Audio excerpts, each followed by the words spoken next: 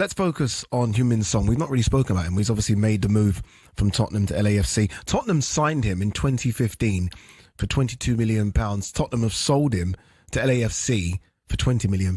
That's a bit of a masterstroke, I think, from Daniel Levy. I guess the question is, have they bought him for that fee based off what he can do off the pitch in terms of selling shirts and merchandise and everything? No, I think that was just an unfortunate byproduct. I mean, the fee at the time, £20 million 10 years ago, is probably £40 million now with inflation. But he's not worth £20 million now, is he, Son? At 33? He is for the MLS. Must be. Because I mean, marketing. When I was in America doing this television show and going to see Inter Miami, right, and I went through all the airports. I went to New York to see the New York guys, went to see the MLS, went from there down to watch Inter Miami versus St. Louis, and you go through the airports, and all of the airports have Son He's images, massive.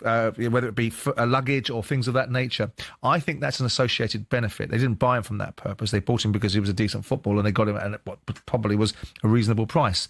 I mean, I think his best days are quite some way behind him. Yeah. And I think to get 20 million quid is a decent deal for Tottenham and an interesting opportunity for him, because I'm sure he could have gone to Saudi, and I'm sure he could have lined his pockets even more extensively in that space.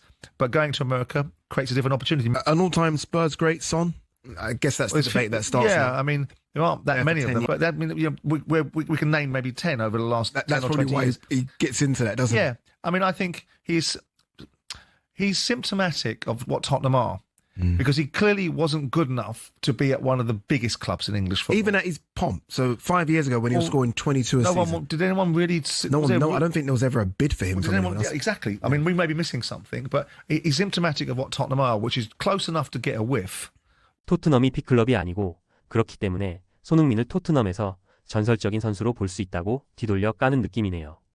And Son seems to be a sort of a very good player. You remember these wonder goals, was it against Burnley that he scored a wonder goal from one end of the pitch to the other, and the fact that he was a very, very good player in a decent side when Harry Kane was in it. But I thought he was going to step up more. I thought that when Kane left, he was going to fill the vacuum. It will be his team, and it was never. It wasn't, was it? No, it didn't never feel like it. Yeah, it didn't.